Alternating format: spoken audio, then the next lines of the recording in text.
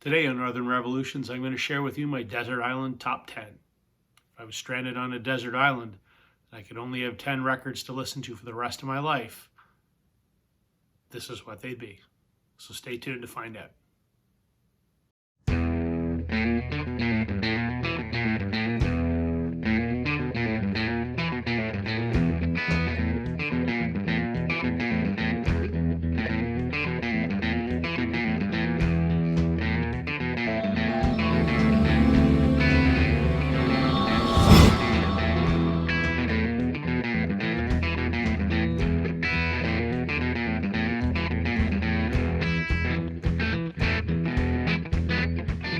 Hey vinyl community, welcome to Northern Revolutions. I'm Rob.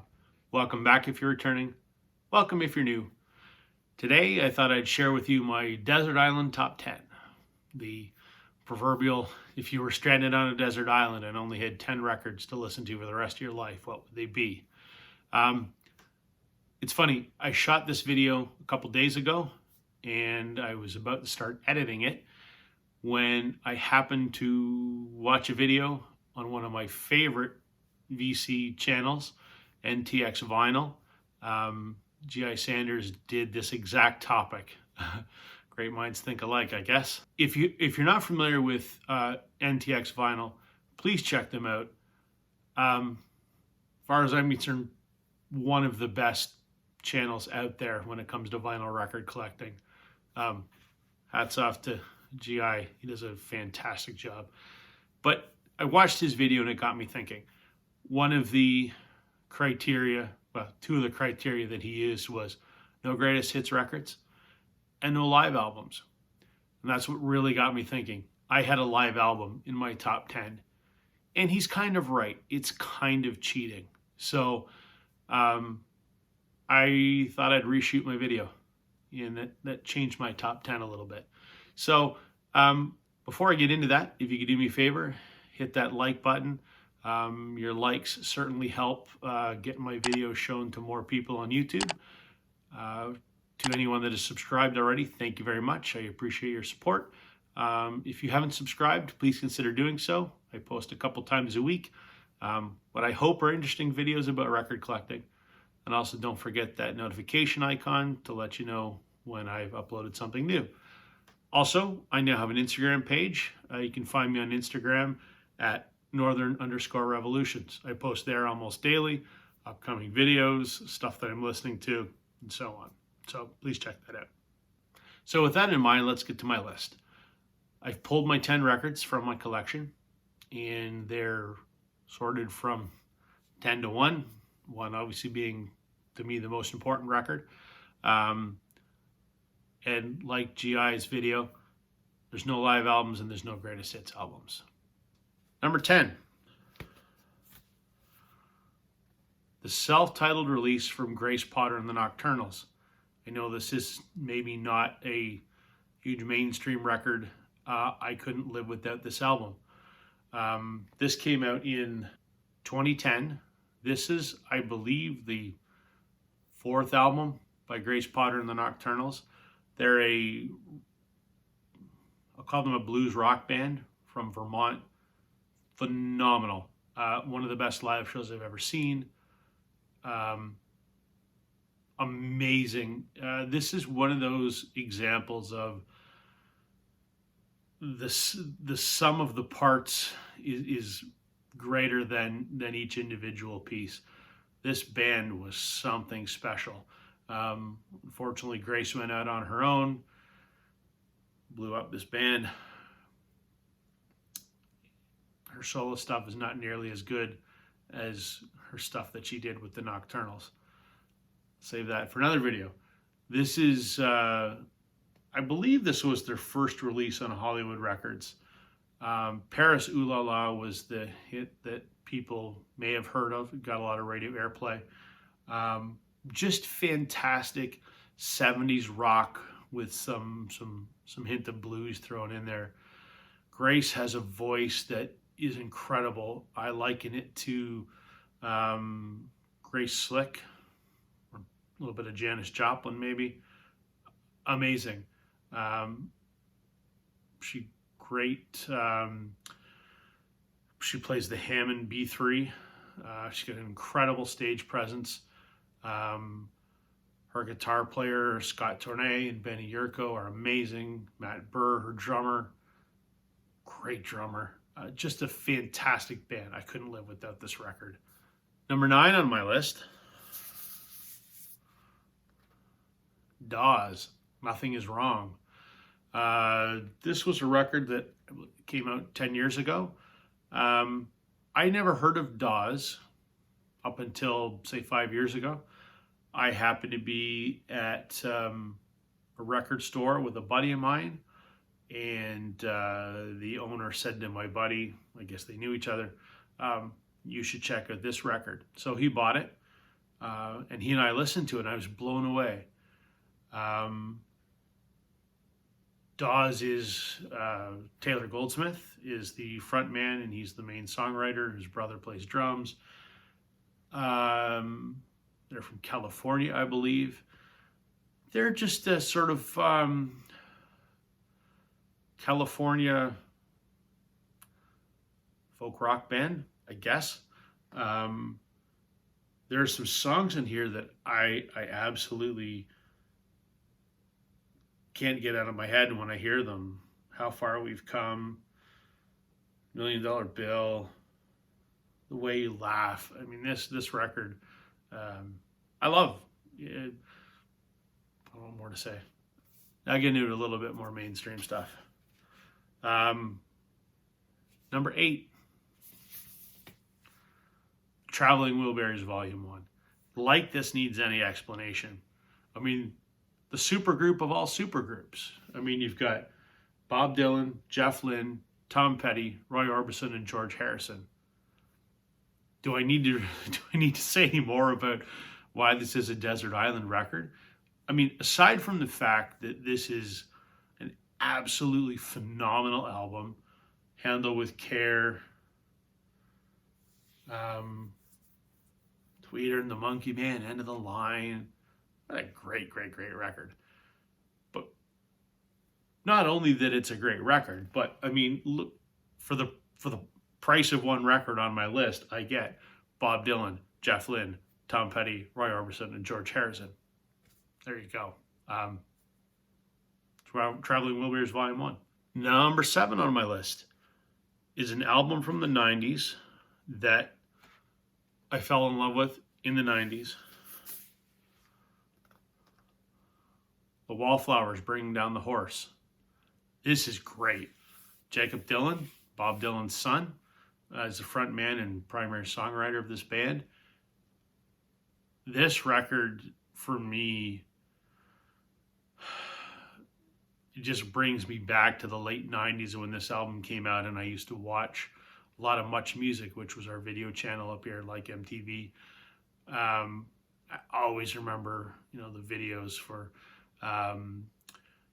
One Headlight, Three Marlenas. Those songs are just incredible. 6th Avenue Heartache. Those songs are just such quintessential 90s, I guess contemporary rock. I don't know what you want to call it, but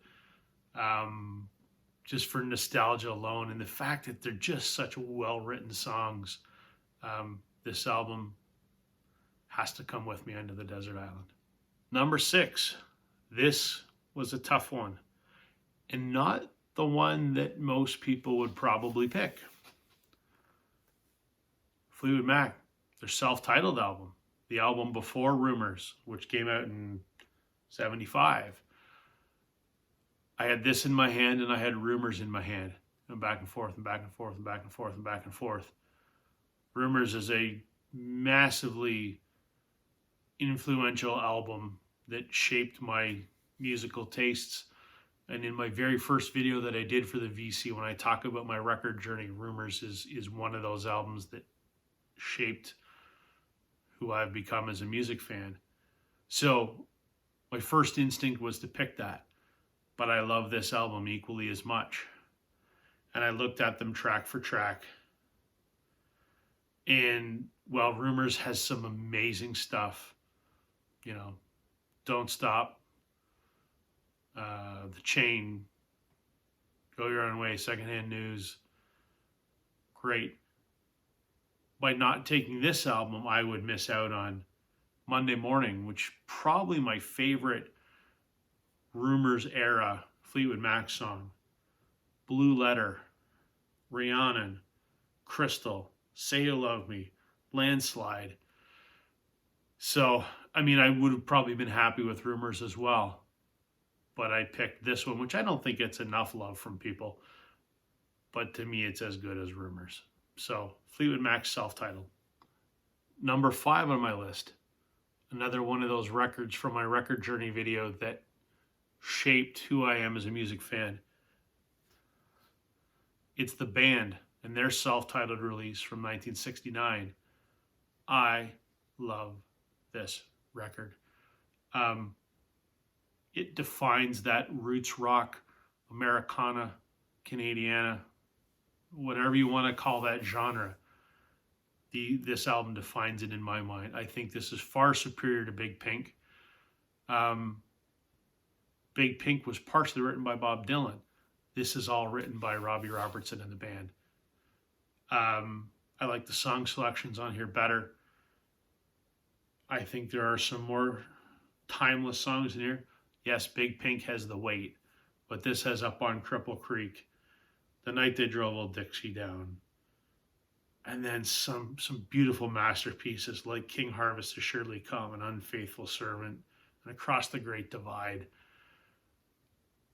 I don't know that there's ever been a greater group of musicians together in the same band. I did a whole video on why I love the band, so this is Gotta Lay With Me on the Desert Island. Number 4, this was a pick I have in common with G.I. Sanders from his NTX video. Octung Baby.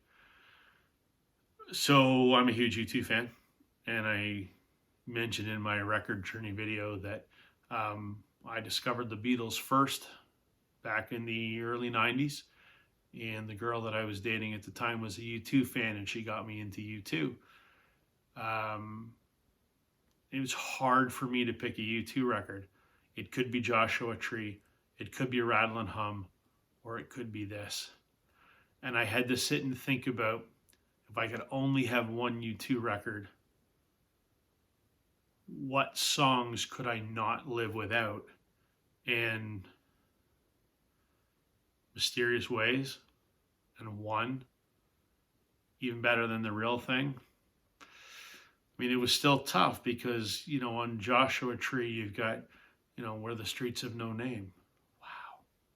But I think it was probably One that was the tiebreaker. So for me, it's got to be Octung Baby. Number 3.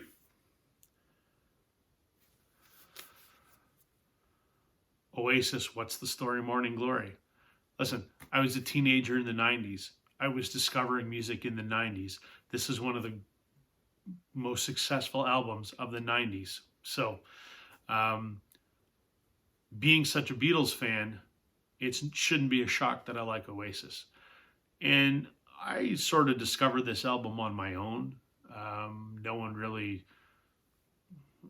this influence didn't come from anywhere, but I watched a lot of Much Music, and, you know, Wonderwall played all the time. And I think that's probably what started it. And because it shares sort of Oasis share a sort of musical homage to the Beatles. We know the Gallagher brothers are obsessed with the Beatles. It's not a big leap of faith that I should get to this record, but of the 90s, this was the album that did it for me.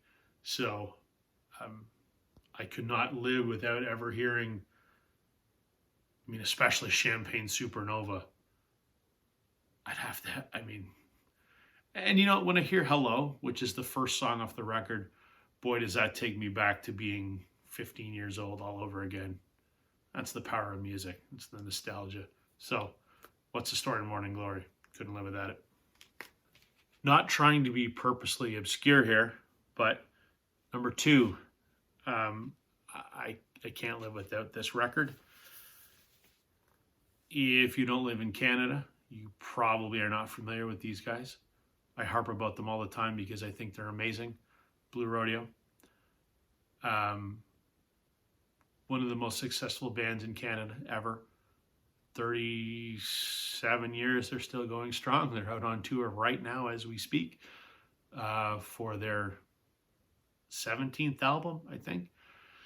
This is an album that came out in 2000. It's called The Days in Between. Impossible to find on vinyl, by the way. They're a country rock band. This, I think, is their best record. I'm in the minority. Most people don't like it. The band themselves hate it. They don't play anything off of it, which is a shame because I think it's a brilliant album. I said in my Blue Rodeo video that this is kind of what I like to call grandpa rock. It's electric guitar rock, but it's very laid back electric guitar rock.